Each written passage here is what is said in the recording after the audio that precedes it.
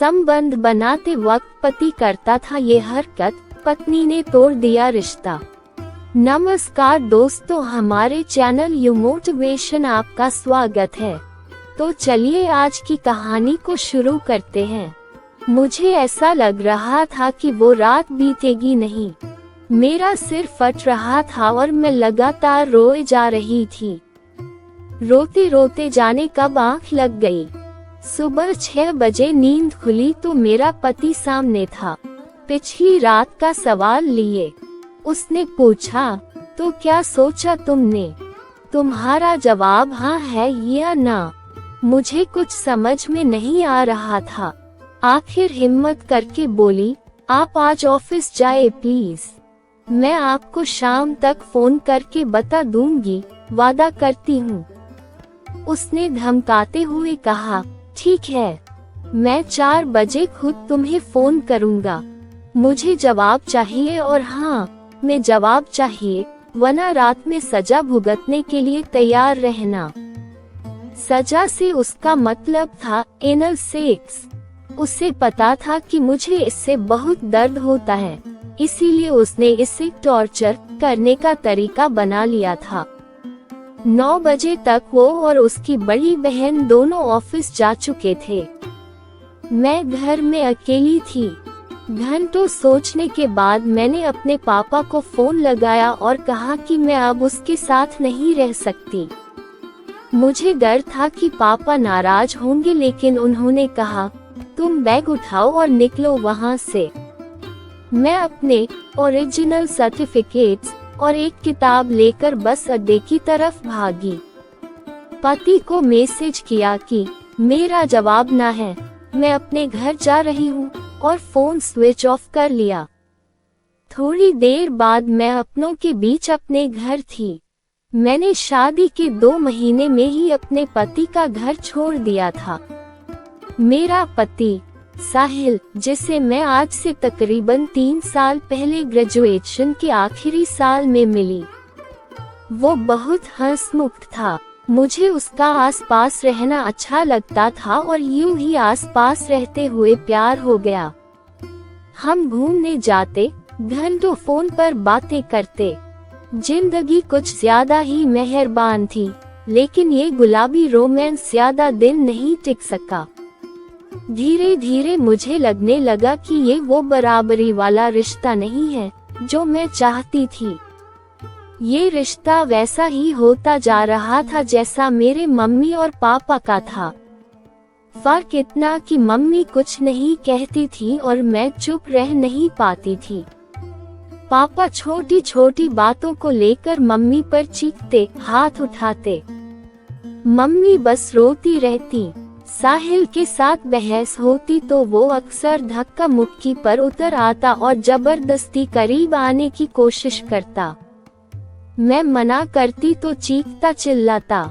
एक बार उसने मुझसे पूछा, अच्छा बताओ, अगर मैं कभी तुम पर हाथ उठाऊं तो? मैं हैरान रह गई। बमुश्किल अपने गुस्से को काबू में कर बोली, मैं उसी दिन तुमसे अलग हो जाऊंगी। उसने तपाक से कहा, इसका मतलब तुम मुझसे प्यार ही नहीं करती। प्यार में तो कोई शर्त नहीं होनी चाहिए। इसके बाद तकरीबन 1 महीने तक हमारी बोलचाल बंद रही। धीरे धीरे लड़ाइयाँ बढ़ने लगी। कई बार मैंने रिश्ता खत्म करने की कोशिश की, लेकिन हर बार वो माफी मांग लेता था। मैं इतनी परेशान हो गई कि आखिर मैंने शादी के लिए हामी भर दी। मैं तैयार तब भी नहीं थी और साहिल का वादा कि वो कोई ऐसा काम नहीं करेगा जिससे मुझे दुख हो, पर भरोसा भी नहीं था। शादी के बाद मेरा डर सच बनकर सामने आने लगा। साहिल मुझे कठपुतली की तरह अपने इशारों पर नचाने लगा। मुझे कविताएं लिखने का शौक था। मैं फेसबुक पर अपनी कविताएं शेयर करती थी। उसने इस पर रोक लगा दी। मैं वही कपड़े पहन सकती थी जो वो चाहता था। मुझे याद है एक बार उसने कहा था, रात तक अपनी पढ़ाई लिखाई का काम निपटा कर बैठा करो। मुझे खुश नहीं रखोगी तो मैं कहीं और जाऊंगा। वो कहता था कि मैं उसे खुश नहीं कर पाती हूँ, इसलिए पॉर्न देखकर कुछ सीखने की नसीहत देता और फिर उसके सिर पर हीरो बनने का शौक सवार हो गया। वो मुझे छोड़कर मुंबई जाना चाहता था। उसने कहा, तुम यहीं रहकर नौकरी करो और मुझे पैसे भेजना, फिर मैं तुम्हारे नाम पर लोन लेकर घर भी खरीदूंगा। इसी के लिए उसे मेरी हामी चाहिए थी। उस रात हाँ सुनने के लिए उसने मुझे धक्का देकर बेड पर गिरा दिया और फिर जबरदस्ती करने की कोशिश की। बस एक हद पार हो गई। उसी रात की अगली सुबह मैंने अपने पति को छोड़ दिया। मैं पढ़ी लिखी लड़की थी, खुद कमा सकती थी, अपने दम पर जी सकती थी। फिर भी जब मैं साहिल का घर छोड़कर निकली तो लगा जैसे मेरा कलेजा मुंह को आ रहा था। समाज का डर था और अपनों का भी, लेकिन मेरे सीने में जमा दर्द इस डर से ज्यादा बड़ा था।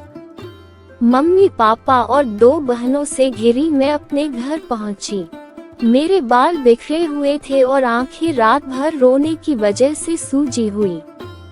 शादी के 2 महीने बाद लड़कियां जब मायके आती हैं तो उनके चेहरे पर अलग ही निखार होता है, लेकिन मेरा चेहरा मुरझाया हुआ था।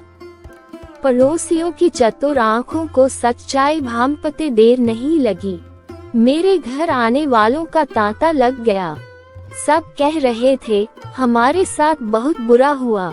कुछ लोग उम्मीद बंधा रहे थे कि साहिल खुद मुझे वापस ले जाने आएगा। कुछ का कहना था कि इतनी छोटी छोटी वजह से इतना बड़ा फैसला नहीं लेना चाहिए।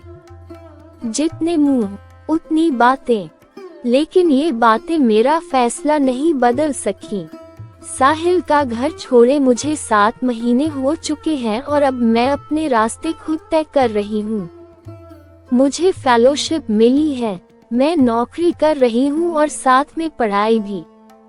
इन सब के साथ पुलिस थानों और कोर्ट के चक्कर लगते रहते हैं, क्योंकि अभी कानूनी तौर पर तलाक की प्रक्रिया पूरी नहीं हुई है। अब भी मैं कई बार सोते सोते चौंक कर उठ जाती हूँ। अब भी मुझे बुरे सपने आते हैं। जो कुछ मेरे साथ हुआ उसे मैं अब भी भूल नहीं पाई हूँ, लेकिन आगे बढ़ने की मेरी कोशिश जारी है। रिश्तों और प्यार से मेरा भरोसा डगमगाया जरूर है, लेकिन टूटा नहीं है। मैंने सोचा है कि खुद को कम से कम 3 साल का वक्त दूंगी। इस दौरान मैं अपना सारा प्यार खुद पर लुटाऊंगी और खुद को मजबूत बनाऊंगी। मुझे खुद पर फक्र है कि मैं चुप नहीं रही, घुटती नहीं रही, बल्कि वक्त रहते इस रिश्ते को तोड़ दिया। इसीलिए मुझे यकीन है कि मेरा आने वाला कल मेरे अतीत और वर्तमान से बेहतर होगा।